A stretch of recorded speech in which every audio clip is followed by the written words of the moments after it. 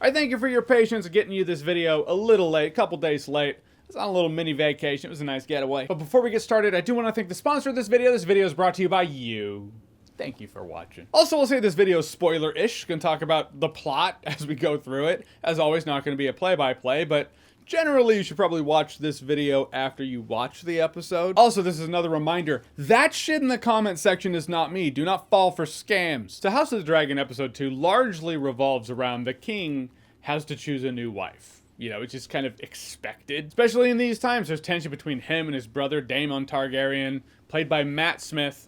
I called him Adam Smith, I guess. I worked with an Adam Smith once, whom people have said looks like Vigo the Carpathian, though they're not wrong. I just see Kefka in my fantasy world of this Final Fantasy VI series that will definitely never happen. I constantly mentally cast that role. I cast all the roles, really. Locke, Cyan, Kefka, and now Kefka. So the king is expected to choose a new wife. This episode largely revolves around that. Also, the realization among Rhaenyra Targaryen is like, I'm the heir as long as I'm the heir. He has a son, I'm no longer the heir. So Lord Valerian, who I guess has the biggest fleet, his naval fleet is just unparalleled in all the land. He's the richest house.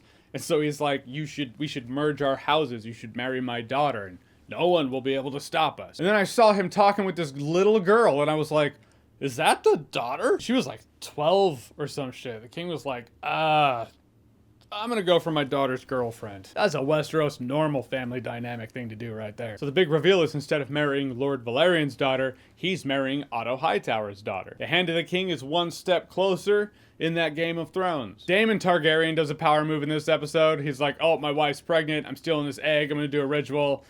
She wasn't pregnant. So they all go there. They're pretty much like, give me back the egg. Stop being a child. Then his dragon comes out of nowhere. And then Rhaenyra's yellow dragon, Syrax, comes out of nowhere. And I was like, oh, it's red versus yellow, baby.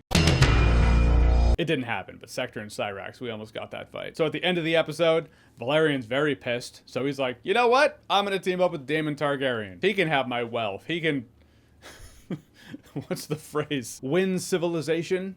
That's what we call it. Well, that's what it felt like. It felt like you have that ally, that civilization that has this huge army. You're like, I'm safe for now. Then you piss them off and they go ally themselves with another civilization that hates you.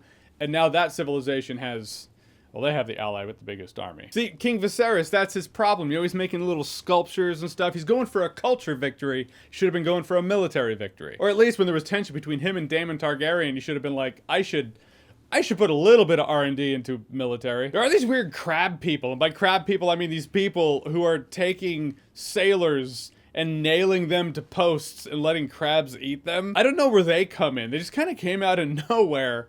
And now we're like, oh, okay, we're dealing with the crab crucifixion people. Though it has jumped months. This show seems to do a lot of time jumps. The second episode picks up a few months, like half a year after the first episode. It looks like the third episode picks up some years after the second episode. Years, I mean, I'm not talking like 10, but it looks like a couple. My fear for this show, which is funny, because in the first episode of my previous video about this, I was like, oh yeah, it's like Westeros, but dealing with the most interesting house in Westeros. But I'm starting to get the feeling, if not fear, that this show might feel like it runs into the danger of feeling like you're looking at Westeros through a keyhole. You look at Game of Thrones, you had the Freys, you had the Greyjoys, you had these other families out there. Granted, we're only 2 episodes into this show, so that stuff might come in. But it made the world feel larger. This might feel like, all right, Targaryens, King's Landing. I don't know, but right now I'm like, well, it might work. I mean, I thought it would work in the sense that, yeah, this is a one-off, right? It's just one season and that's the book. Greenlit for a season 2, and they might do it for 8 years. We'll see. I just hope history doesn't repeat itself. Also, and I'm almost embarrassed to say this, I shouldn't admit this, but I didn't recognize him. In the trailer, didn't recognize him. And watching the first episode, I'm like, I know that dude. All right, gotta look it up. Oh my gosh. It's Rhys Ifans. How did I not?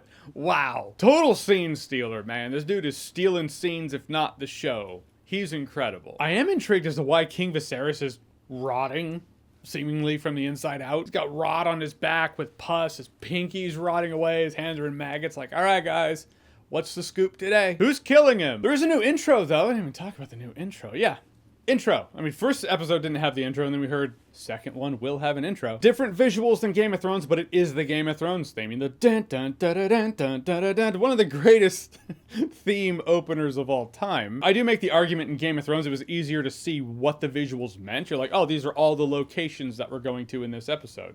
Awesome. And now I'm like, I think these are all the houses that are tied to the Targaryens through blood. Basically a big visual 23andMe thing for the Targaryens. Which, if I'm going conspiracy theory here, this is tinfoil hat Jeremy. This is tinfoil John's coming at you. I have no proof of this, but sitting on the fence before committing is a time-honored tradition of those who traverse the path of uncertainty. I can see them having two different intros, though, with the same visuals. One had the music from the original Game of Thrones, the other had the Targaryen theme. They were like, all right, let's not have anything in the first episode, see how the audience is feeling, and then proceed accordingly. Some people are still kind of unsure. All right, bring in that nostalgia bait banger. Bring in that intro music of yesteryear. That milkshake will bring all the boys to the yard. I really said that. My dad jokes are getting more and more severe as I age. But I won't lie to you, an intro with the Targaryen theme, I'm intrigued to see that. But these first couple episodes of House of the Dragon, I thought they've been solid. The tension is rising, the alliances are starting to be established, and it's looking bad for King Viserys. And it looks like Rhaenyra Targaryen's definitely gonna have an uphill battle. All right, so House of the Dragon episode 2. Have you seen it? What did you think about it? Whatever you thought, comment below, let me know. And as always, if you like what you've seen here and you want to see more, click right here to see more.